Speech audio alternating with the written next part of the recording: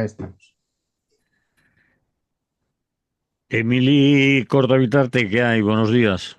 ¿Qué tal? Buen día. ¿Cómo estamos? Muy bien, ¿y usted se encuentra Bien, bien, bien. en condiciones de De lo que haga responder a lo falta? que se, de responder, responder a lo que haga falta, sí.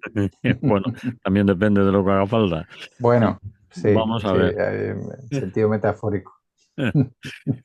Bueno, vamos a hablar de tu libro. Bueno, no es mi libro, pero Bueno, sí, vamos a hablar, bueno, de un libro en el que llevas trabajando un montón de tiempo, según me sí, cuentas. Es sí, decir, una de las sí. cosas que me dices de vez en cuando es, joder, voy atosigado, voy atosigado. Eh, Cierto, cierto, cierto. bueno, pues entonces es de tu libro. Aunque ahora me explicarás por qué no es de tu libro, aunque la gente se dará cuenta que no es de tu libro. No. Pero es un libro, menudo lío, ¿eh? No, es un libro en el que hemos trabajado la gente de la fundación y yo quizás más horas. Pero el autor es José Peiró Olivas, hijo de Joan Peiró. Bueno, entonces vamos a ver por qué un libro de Joan Peiro ahora y como tú acabas de decir, tú, ¿cuál es tu papel en el libro Mm, en el que sí, estás trabajando tanto tiempo? sí, acabé, acabé ayer.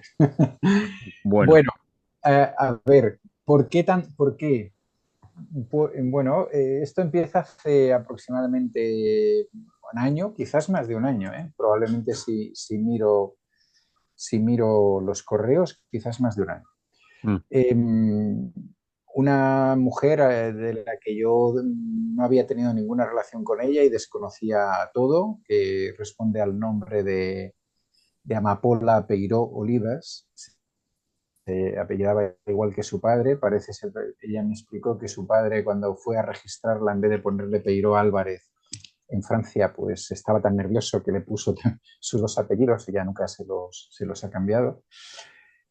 A la sazón nieta de Peiró, como digo, mm, eh, se pone en contacto conmigo a través de un contacto que le ha dado un historiador de Mataró, y me pregunta si yo tengo, bueno, si yo conozco un texto que escribió su padre sobre su abuelo. Y entonces yo le contesto que creo que sí, que creo que lo tenemos, que creo que la Fundación de Valencia, la Fundación Salvador Seguí Valencia y la Fundación Salvador Seguí Barcelona lo tenemos, pero que tenemos un texto. Entonces, bueno, entonces ella, a partir de ahí, empezamos una serie de correspondencia, la cual ella me envía el texto que ella tiene. Yo compruebo, bueno, al parecer había un texto todavía más amplio, luego explicaré por qué digo todavía, mm. de su padre, pero bueno, me envía el texto supuestamente reducido que da para un libro de 600 páginas. eh, y compruebo, la primera cosa es que comprobamos pues que es lo mismo, que lo que tenemos es eso, ¿no? Mm. Entonces, la segunda parte es, pero vosotros tenéis ese texto introducido en algún lado, tenéis bueno, la gente se da cuenta ahora de la trabajona, ¿no? Pues no, nosotros únicamente tenemos ese texto, lo tenemos, digamos, impreso, pero no existe, vamos, no está en ninguno de nuestros ordenadores, no lo encontramos por ningún lado, etcétera, ¿no? Mm. Hacemos una primera vuelta a las tres sedes de la Fundación, a Madrid también. Madrid no lo tiene ni en texto. Y bueno, pues ella finalmente encuentra un viejo disquete en el cual se había registrado lo que su padre escribía a máquina, ¿no? Su padre escribió a máquina desde mediados de los 70 hasta prácticamente su muerte en 2005. Bueno, fue escribiendo. Y eso, en su momento, alguien de su familia en Francia, esta era la familia francesa de Peiró, yo conocía a la familia bueno, yo y otros compañeros y compañeras conocíamos a la familia mataronina, o sea, de Mataró de Peiró, pero no sabíamos, no teníamos una relación con la francesa, ¿no? Entonces, bueno, al final ella encuentra el disquete. Problema de un disquete es cómo lo traspasamos a un sistema actual. A partir de ahí va pasando el tiempo, vamos siguiendo hablando, me va enviando fotos, vamos montando lo que podría ser la estructura del libro. Y finalmente ella, para un cumpleaños que tiene, esta mujer tiene 74 años, más o menos, eh, se pide bueno, un aparato que transforme un disquete en un pendrive.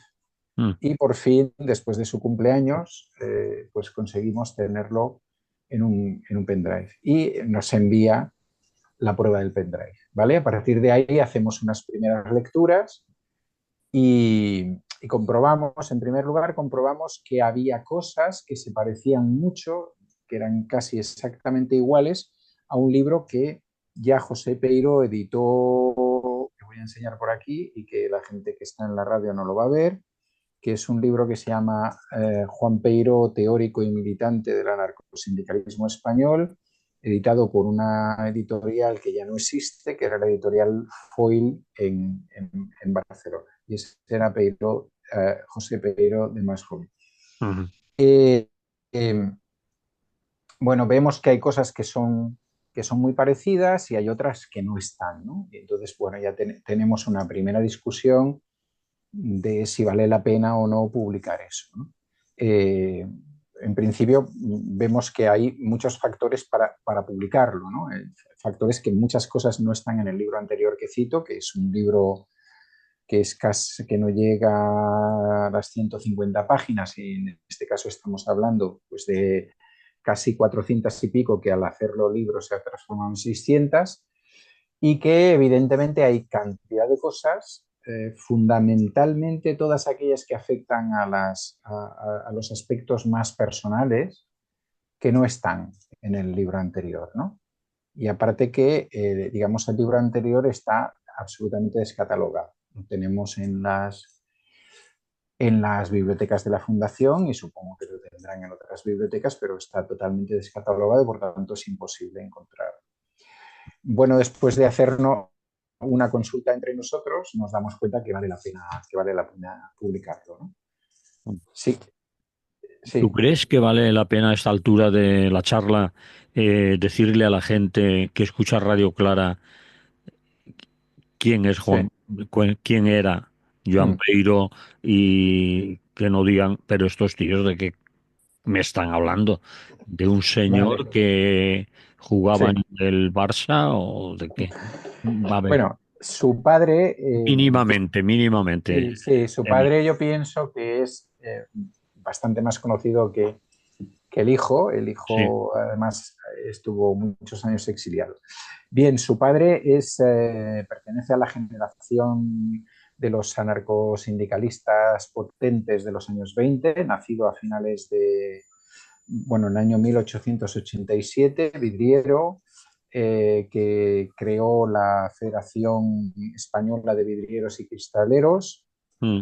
que analfabeto, pero que luego consiguió una cultura brutal, de manera que tiene una cantidad de artículos y de libros impresionantes, que participó en el Congreso de Sants, favorable a los sindicatos únicos, que defendió en el Congreso de la Comedia en 1919, ya dentro de la CNT en Madrid, las federaciones de industria, que era muy amigo y colega de Seguí, de Pestaña y de otra de las gentes de esa época, que sufrió varios atentados en la etapa dura del pistolerismo, que formó parte de una cuerda de presos que le llevaron andando desde Barcelona hasta la cárcel de Vitoria, que fue secretario general por primera vez en 1922 de la De la CNT, CNT. que luego fue otra vez secretario general en 1928. que fue un cooperativista muy interesante en la cooperativa del vidrio de Mataró, un ejemplo que valdría la pena que la gente conociera más de cerca, que luego fue, bueno, pues uno de los trentistas, uno de los manifiesto de los 30, director de la Solidaridad Obrera en 1930, director del Cataluña en 1937, ministro de Industria en representación de la CNT en el gobierno de Largo Caballero, eh, secretario general de Energía Eléctrica en 1938, también en representación de la CNT, exiliado. En el exilio fue el representante de la CNT dentro de la Junta de Ayuda a los Refugiados Españoles, detenido por la policía de Vichy, pasado a la Gestapo al franquismo, pasó por la prisión de Madrid, por la de Barcelona y finalmente por la de Valencia. Se negó a colaborar con el franquismo, se le hicieron dos ofertas para no asesinarle o no fusilarle, no asesinarle en este caso. Una es que pasara a formar parte del sindicato vertical franquista y tuviera un cargo relevante en el sindicato vertical, y la segunda es que participara en unas algaradas en el norte de, dejarlo en libertad, que fuera al norte de África, que participara en unas algaradas que permitieran al ejército franquista intervenir en el norte de África y apoderarse de Tánger, Orán y otras zonas. Se negó a las dos, y fue asesinado militarmente después de un juicio, como vos podéis imaginar no tenía ninguna garantías, pues en julio de 1942 en un campo de tiro que había en Paterna, En Valencia. Paterna, que aún sigue ahí el Ya, musgo sí, y los recordatorios. efectivamente. Ujú. No está en la fosa común porque un militante valenciano, amigo de la familia, pues fue a la noche y recogió su cuerpo con la ayuda bueno, pues esta gente que entierra, de un enterrador. Un enterrador, sí. Sí, y a partir de ahí lo llevaron al cementerio de Paterna y ahí estuvo hasta que sus restos pudieron volver a Mataró ya en 1989 aproximadamente. Vale. Y su hijo, para que sepamos quién era su hijo nació en Badalona en 1917, murió en París en 2005, estudió en la Escuela Racionalista de la cooperativa. La cooperativa tenía, entre otras cosas, aparte de un economato, etcétera, tenía una escuela racionalista. Empezó a trabajar de vidriero muy joven. Participó en la guerra también muy jovencito en la columna Escaso, en Aragón. Fue chofer de su padre, y esa es la foto que veréis cuando salga el libro, la foto de Mm, portada. mm, Fue chofer de su padre cuando su padre era ministro. mm. Siguió luego, cuando su padre dejó de ser ministro, siguió combatiendo, se fue al exilio con su familia, participó de manera muy activa en la resistencia, de manera que él tuvo o tiene, o su familia tiene, la medalla de la defensa de París y la medalla de la resistencia francesa y de la resistencia polaca. Y luego militó en el movimiento libertario en Francia a partir de la liberación. Fue secretario del Comité Peninsular de Juventudes Libertarias, fue también secretario de la Federación Local de París de la CNT, participó en todas las alianzas posibles por la recuperación de las libertades en el Estado español, y es autor, hasta ahora, era autor de un único libro, que era este, y a partir de ahora a partir de mañana mismo o así, que se empezará a publicar, a imprimir, pues de un libro que se llamará Juan Peiró, mi padre, una vida ejemplar. Ujú. Estos son los dos, digamos, personajes, uno sobre el que va el libro y otro el que escribe el libro, aunque el que escribe el libro también escribe cosas suyas, lógicamente, ¿no? Del exilio. Ahí estaba un poco también mi lío, ¿no? Es Sí, decir, yo tengo la fotografía que tú dices de la portada, sí. no sé si los... Bueno, aquí es difícil verla. Sí, Algo, se ve bastante bien. sí, Sí, bueno, Juan Peiro, mi padre, Una vida ejemplar, José Peiro Olives. José Peiro Olives es quien escribe o quien cuenta o sobre quién va el sí. libro, pero mezclando, como tú dices, las vidas, las historias, ¿cómo? Claro, claro. Él empieza a explicar sobre la infancia de su padre y por tanto eso es algo que su padre y su familia le han explicado y a partir de ahí va siguiendo la trayectoria de su padre, haciendo, no es una biografía al uso, es una biografía, por un lado, con un alto contenido político sindical, es decir, porque él reivindica a su padre. Y por tanto, si reivindica a su padre, quiere decir que os vais a encontrar, eh, porque José Peiró no rehuye ninguno de los debates en los que participó su padre, os vais a encontrar con pues, por ejemplo, el debate que tuvo su padre con Pestaña sobre si, en la etapa de la dictadura de Primo de Rivera, sobre si la CNT tenía que seguirse manteniendo al margen de la dictadura o debía aceptar determinadas condiciones o crear una especie de sindicato profesional que amparase a los sindicalistas de la CNT para cuando llegara una situación de normalidad. Y eso va ahí a saco con ese tema. Eh, el hijo defiende a su padre, lógicamente, a través de textos de su padre y también de su propia interpretación, ¿no? Pues en el debate que Peiró empieza a tener ya en el año 27 aproximadamente, pues con los grupos de acción, ¿no? Es decir, con los grupos de acción que en un momento dado han servido para defender, incluso a él le han protegido, ¿no? Él explica cómo su padre volvía del trabajo protegido, porque su padre nunca utilizó pistola, pero sí venía protegido por un agente con pistola, porque su padre le intentaron asesinar una vez a la salida de su casa y otra vez cuando llegaba de trabajar de Badalona, se habían tenido ya que trasladar de Badalona a vivir otra vez al barrio de Sants, en Barcelona, y él necesitaba esa protección porque si no hubiera, bueno, es probable, en primer lugar, hay una anécdota también ahí muy interesante, que probablemente hubiera muerto junto a Seguí, porque ese día habían quedado, Mm. y precisamente porque él llega antes, y no quiero hacer mucho spoiler del libro, ¿no? Porque él llega antes del trabajo y cena en casa, pues no es asesinado, ¿no?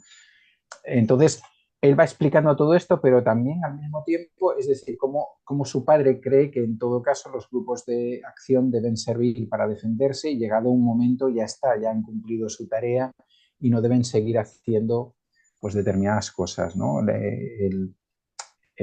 que él llama la revolución por la revolución, esos intentos de alzamientos para proclamar el comunismo libertario que duran 3 o 4 días, es decir, y vamos, y entra a calzón quitado, ¿no? Es decir, es un libro que sin duda va a ser un libro polémico, eh, tanto porque nos retrotrae a lo que Peiró escribió en su momento y porque su hijo participa y tiene voz propia.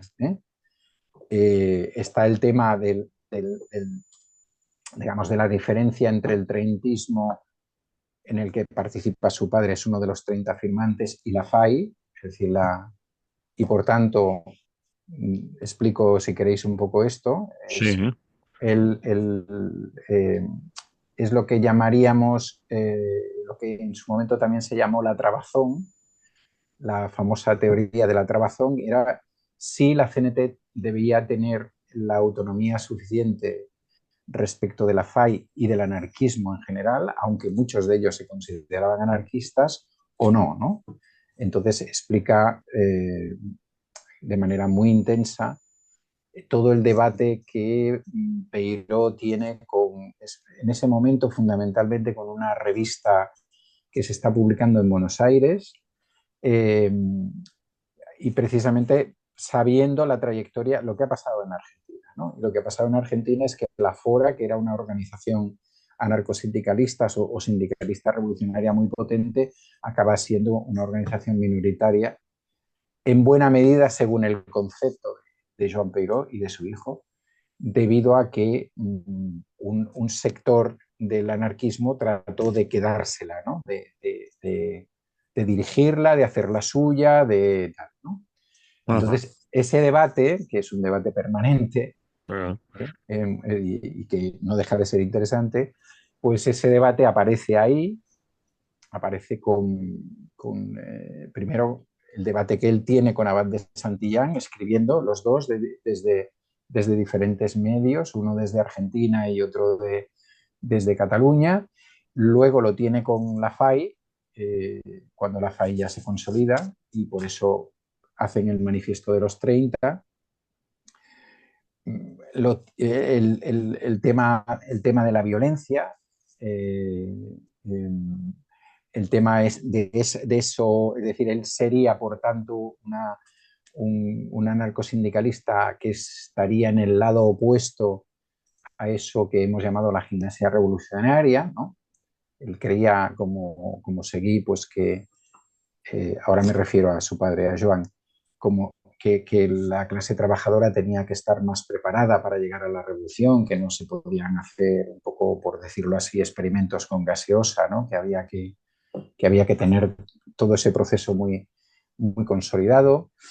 Eh, bueno, el lío que tiene con la familia, en el libro se la nombra la mayoría de las veces la familia Urales, pero que en definitiva es la familia Montseny, de Joan Montseny, Federica Montseny, etcétera, por toda una serie de cosas que no quiero descubrir, pero que son súper interesantes que veáis. Otro tema muy interesante es, y yo creo que bastante desconocido de Peiró padre, de Peiró, en este caso Peiró abuelo, si queréis, es que es de los primeros que empieza a escribir en contra de la actitud, bueno, de la ayuda rusa, o la pseudo ayuda rusa, y de la actitud y la formación del PCI y del PSUC, y de cuál es su actividad de una manera muy cruda, muy dura. Fue uno de los dentro del movimiento libertario, fue uno de los principales defensores del POUM en el sentido de que no podían hacer con el POUM lo que estaban haciendo, y con Andrés Nin y con otros personajes, es decir, que no se podían imponer en España y dentro del movimiento republicano las checas que se utilizaban en la URSS, que se habían utilizado en la URSS, y la represión. Todo ese apartado es muy, muy, muy interesante, y aparte de lo que dijo su padre, José, el autor del libro, se ha dedicado a seguir esta línea, y como durante un tiempo trabajó, perdón, en uno de los archivos más importantes de París, pues él da documentación de la relación entre Francia y Rusia en ese momento. Entonces hay un momento muy interesante en el libro en el cual él publica la respuesta de Stalin al presidente de la República Francesa cuando éste le plantea la posibilidad de que Francia venga en ayuda de la República Española, y qué actitud tomaría la URSS, ¿no? Y no explico aquí, aunque ya os lo podéis imaginar, pero para que, para que os entren más ganas de leer el libro, ¿no? Bueno, eh, deshace el mito de que ese mito que hay además creado dentro del movimiento libertario, que cuando la CNT y la FAI deciden, que antes han decidido entrar en el gobierno de la Generalitat, y de eso parece que nos olvidamos, ¿no? O que luego tienen el gobierno de Aragón, pero que cuando deciden entrar en el gobierno de la República, digamos, los dos que provienen del trentismo, el valenciano López y Peiró, pues fueron muy fáciles de convencer, ¿no? Porque hay esa idea, ¿no? Como ellos ya eran más políticos, ¿no? Ya defendían más que era mejor tener una república que una monarquía, que era mejor una república que una dictadura y todo este tipo de cosas, pues que era lógico que aceptaran ser ministros fácilmente y que en cambio, pues Federica Montseny y García Oliver, bueno, se tomaron su tiempo, medio lo rechazaron y tal. Mm. Entonces es muy interesante el libro porque explica cómo precisamente Peiró sí, fue el último en aceptar. Bien, ¿te parece que pongamos aquí música Sí, y sí, sí, sí. seguimos hablando Vale, ahora de todo bien. eso que nos podemos encontrar y que ya estabas entrando y Sí, vamos a encontrar sí. en este? Perfecto, perfecto. Paramos aquí. Vale.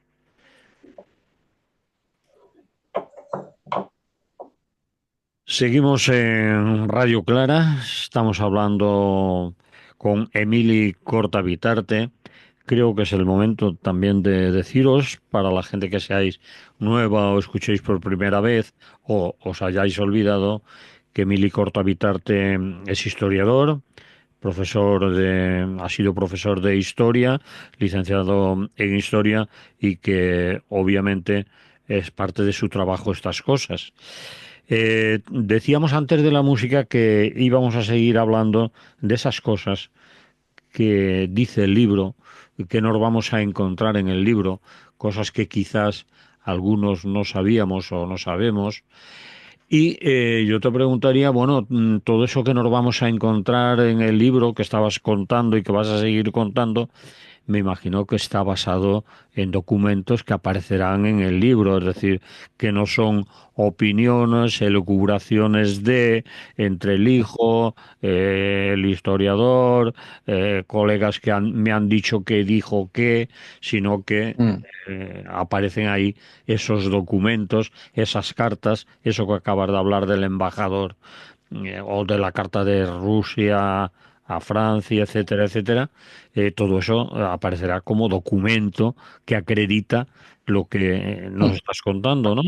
Eso nos vamos a encontrar en el libro, son todas esas cosas. Sí, sí, sí, sí. A ver, el libro es tan extenso, aparte de lo que el propio José, alias Pepito, para la familia, cuando era pequeñín, eh, introduce de su propia cosecha y evidentemente por lo que os he explicado antes de él, Sí, por esa vida en la que él participó en las columnas en Aragón y luego en el exilio y por ser un héroe de la resistencia, yo creo que tiene todo el derecho, ¿no? Y por haber militado durante muchos años, es decir, a los 17 años, 16, 17 años, o no sé si ahora me estoy equivocando, en cuanto entró a trabajar, él ya militaba en la CNT y por tanto tiene derecho, ¿no? Como cualquier otro sí, u otra, a opinar. sí, Pero lo cierto es que el libro está muy documentado, ¿no? Y entonces ahora salto hacia atrás y luego volvemos, ¿no? vale, Cuando tú me preguntabas, bueno, o cuando yo estaba explicando cómo generábamos el tema, pues la gente podría pensar, bueno, a partir de que estos ya tienen el pendrive, ya se llaman incluso hay una visita de Amapola a Madrid, que habla con la gente de la Fundación Salvador Seguí de Madrid y tal. Bueno, una vez que esta gente ya tiene eso, pues ya es cuestión de miel sobre hojuelas, ¿no? Hacerle un pequeño repaso y ya se puede publicar. Claro, una de las cosas que hicimos, porque, bueno, porque nos gusta ser lo más rigurosos posibles, yo le he hecho tres lecturas al libro. Rafa Maestre, de la Fundación Salvador Seguí, en Valencia, dos. Hemos puesto una correctora, hemos pagado una correctora. Y otros dos compañeros de la Fundación Salvador Seguí de Madrid, Joaquín y Ricardo, le han hecho una lectura, por lo menos, ¿no? Y entre las cosas que había en esa lectura, una de ellas era comprobar que todo lo que ponía allí, que decía, y esto lo escribió Pere Foix, y lo publicó en tal sitio, pues que eso era así. Y esto se salió en tal libro, y eso era así. Y esto apareció en tal lugar o en tal momento, ¿no? Y esto lo dijo Abad de Santillán en el año 27 y esto es lo que dijo en el año 40. Es decir, todo ese tipo de cosas evidentemente llevan un tiempo para comprobar, ¿no? Y luego otro elemento es que esta persona no quiso volver a España hasta la muerte de Franco, por tanto tiene un castellano muy rico, hemos respetado su estilo, que es un estilo que seguramente que contrastará porque es un estilo con muchas subordinadas, ¿no? Hace frases muy largas, entonces, bueno, también hemos introducido algunos puntos y algunos puntos y coma y demás. Hemos tenido que hacer bastantes notas de la edición, no tanto sobre los personajes históricos que todo el mundo los puede buscar, sino sobre determinadas citas que él hacía que pertenecían a zarzuelas, a formas de decir que hoy prácticamente no se utilizan en castellano, nos hemos empobrecido a ese nivel. Entonces, bueno, pues todo eso se ha trabajado y todo eso es lo que tiene que ver con cuando yo te decía, pues sigo ahí liado, vamos, yo puedo explicar que el puente pasado he estado dedicándole 5 horas o 6 cada día a hacer las últimas correcciones, ¿no? Bueno, dicho esto, si quieres podemos volver digamos, ese tipo de cosas que nos podemos encontrar allí y que son muy interesantes, ¿no? Vamos. Ya he dicho el tema del PCI y el PSUV y Rusia, el tema de Rusia. Vamos, la URSS en ese momento, yo creo que es brutal los 2 capítulos que el autor dedica a eso. No, Tanto, no nos quieres decir nada más de lo que dicen. bueno, por ejemplo, os puedo dar ideas. Por ejemplo, el complot, o sea, él destruye la idea que además hemos tenido la mayoría y yo también en muchos momentos a nivel en la universidad como historiador, etcétera, de que la salida de la CNT del gobierno de la República tiene que ver con los hechos de mayo de 1937 de Barcelona. Bueno, Bueno, es relativo. ¿Eh? Es decir, hay un complot dentro del gobierno de un sector, es decir, hay una provocación para que esos hechos se produzcan y hay un complot dentro del gobierno de los sectores del PSOE que ya no están alineados con Largo Caballero y que se han alineado con el Partido Comunista y que algunos de ellos acabarán en el Partido Comunista y los ministros comunistas para que esa crisis se produzca. Y eso está muy bien explicado. Está muy bien explicado con mucho detalle y no solamente está explicado desde el lado de su padre, sino que los lectores y las lectoras se podrán encontrar y él el autor busca todo eso, se podrán encontrar con un texto relativamente largo de Largo Caballero explicando la crisis. Y ajá. es súper interesante. ¿Eh? Vale, vale, vale. Porque es lo que era la dimisión de 2 ministros comunistas se convierte en la salida de la CNT, ¿no? Entonces, no os voy a explicar cómo es todo ese proceso, pero tiene, bueno, tiene mucho que ver con la persecución en Alpón, tiene mucho que ver con lo que pasa en Barcelona en mayo del 37 y tiene mucho que ver con la traición, por llamarlo de alguna manera, que se produce en el interior del propio PSOE, donde algunos de sus ministros se decantan hacia el lado de las propuestas que está haciendo en ese momento el Partido Comunista y ya no entro más en los motivos que tuviera. Vale. Eso, esa parte yo creo que es muy jugosa. ¿Eh? Toda la parte que hay de debates dentro del movimiento libertario también, que algunos ya los he situado antes, el tema de si es más importante construir el sindicato o crear una gimnasia revolucionaria, si eh, él tiene, bueno, el apartado, se le publicó un libro, bueno,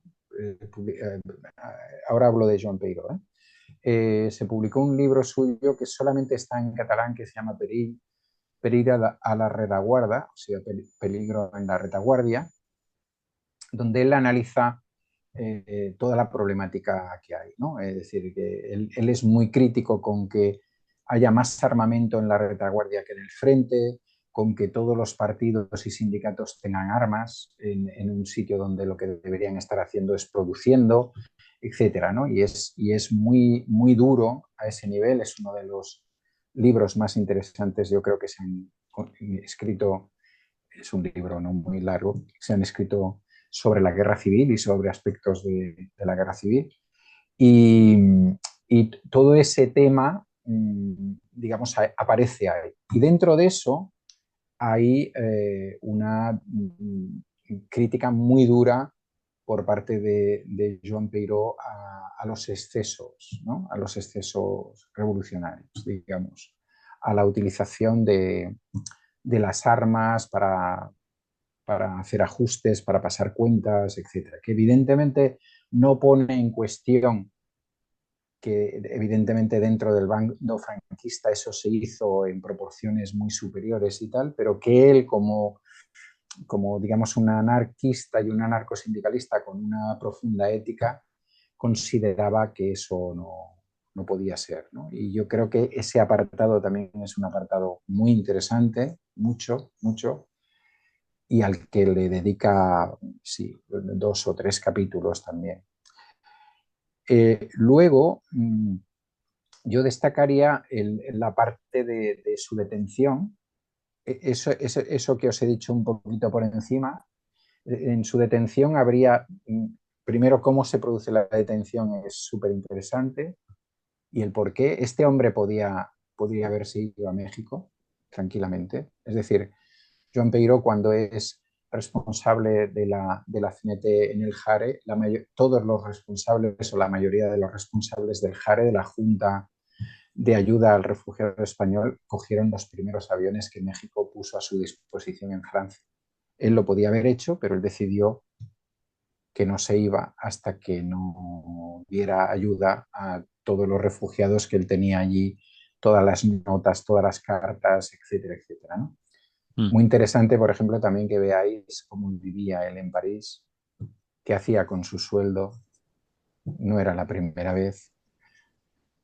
A ese respecto y sobre la ética, muy interesante cómo Peiró, ministro, cuando deja de ser ministro, se vuelve a trabajar a su cooperativa, cosa que no hizo ningún ministro de la época, ni tampoco los libertarios.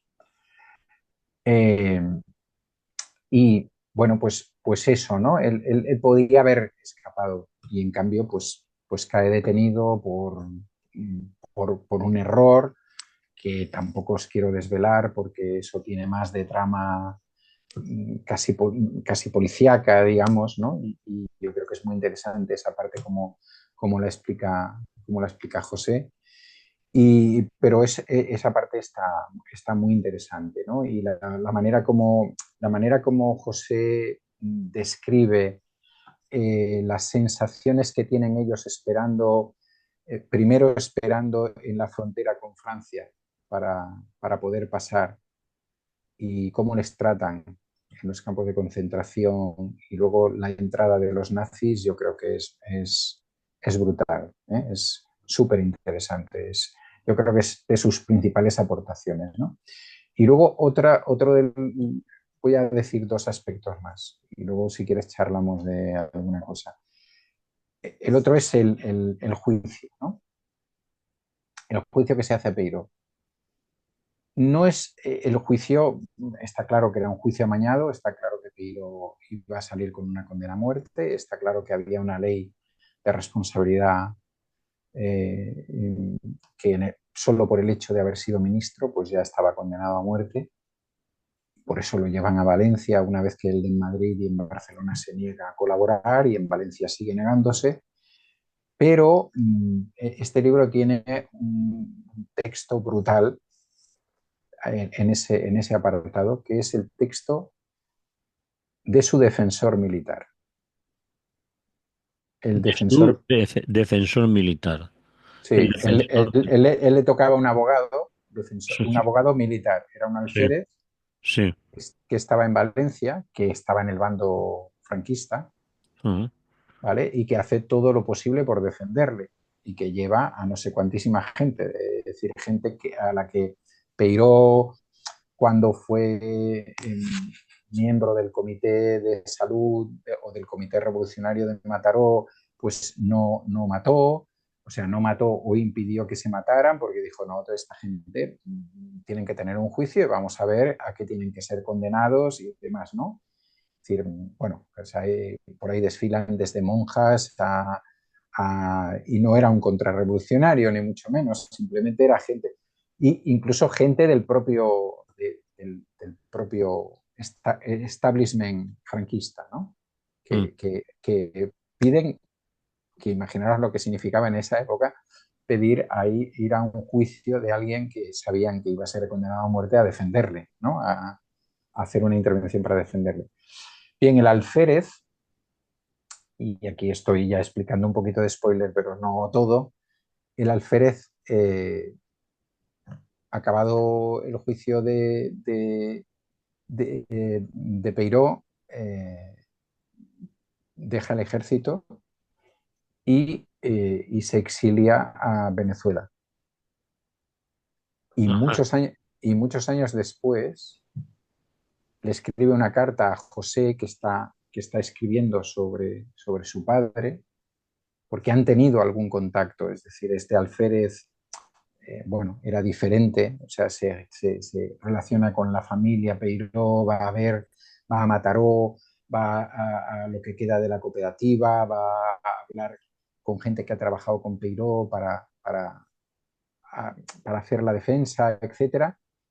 Ellos siguen manteniendo relación y él le escribe una carta larga que ocupa varias páginas, pero que vale la pena leerla, donde explica cómo fue todo el proceso, ¿no? O sea, los conflictos que él tuvo con el coronel, con el general, con los coroneles, lo que el resto de los miembros del ejército le decía acerca de su defensa, y está con él hasta el momento en que le fusilan. Por tanto, está en su celda hasta el último momento, en capilla.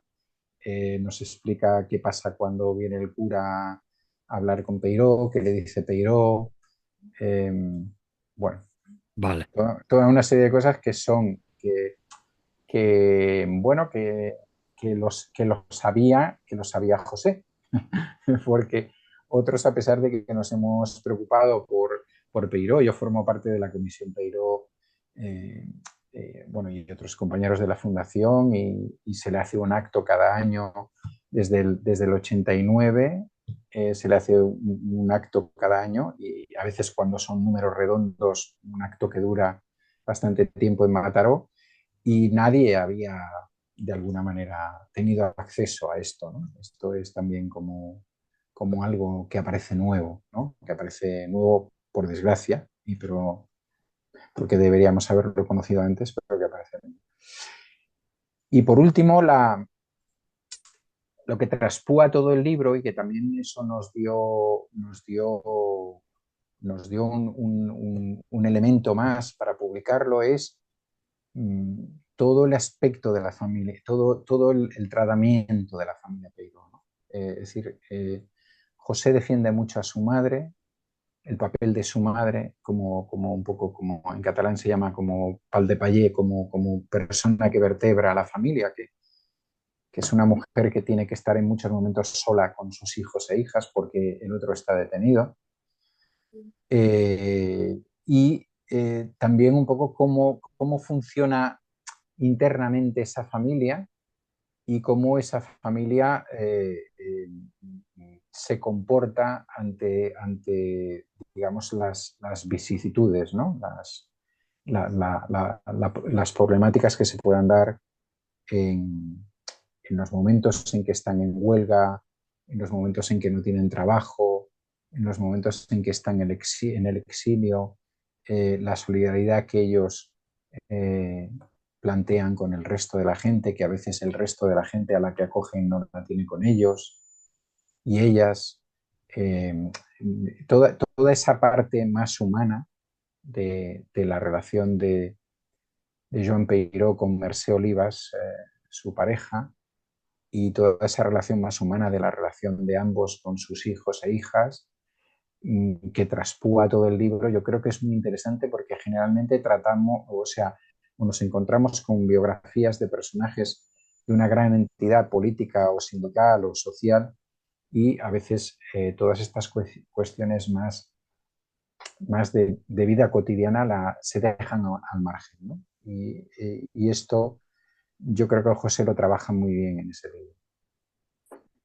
Bien, porque el tiempo se nos ha acabado y por otros asuntos, vamos a terminar diciendo cuándo estará el libro, dónde estará, cómo se podrá conseguir. Lo vamos a tener, por ejemplo, en una distribución estándar, en la Biblioteca Libertaria Ferrer y Guardia, por ejemplo, aquí en Valencia. Sí. La gente que le interese el libro, una vez publicado, ¿cómo lo consigue?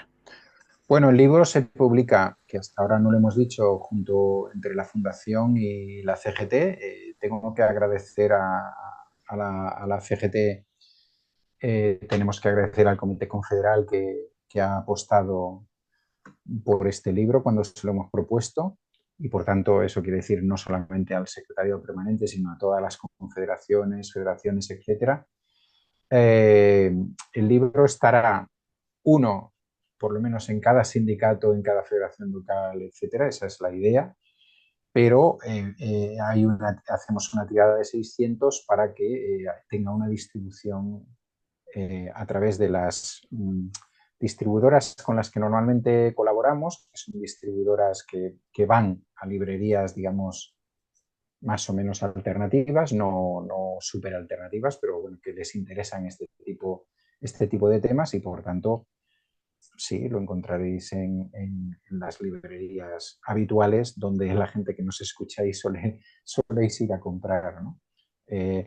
Yo creo que a partir de la semana que viene, más o menos, esto empezará a rodar. La producción va a empezar hoy y yo creo que para la semana que viene o la siguiente. Por tanto, pues la distri, si le interesa, puede pedir y igual que la distri, pues otras librerías y otras distribuidoras. Bien, Emily, no tenemos más tiempo tampoco, pero sí que podemos seguir en otro momento cuando el libro ya esté, Ujú. digamos, moviéndose, indicando los sitios, por ejemplo, en Valencia lo podéis encontrar en Ajá, sitio o pedirlo y todo ello. No sé si muy quieres bien. apuntar alguna cosa final. No, eh, no, no, que me encantaría, si os apetece, ir a explicar un poco más una vez que el libro ya esté en marcha y que yo espero que nos quedemos cortos con esa tirada de 600 ejemplares, porque, porque, porque las personas que están ahí se lo merecen. Es decir, no porque lo hayamos editado, porque no hemos hecho otra cosa que editar, ¿no? No nosotros y nosotras, sino porque la historia se lo merece y porque creo que José también se lo merece. muy bien. Gracias por tu tiempo. Nos oímos la semana que viene si no pasa nada. De Y acuerdo. hasta la próxima. Que haya salud. Que vaya bien. Salud, salud a todas y a todos. Un abrazo.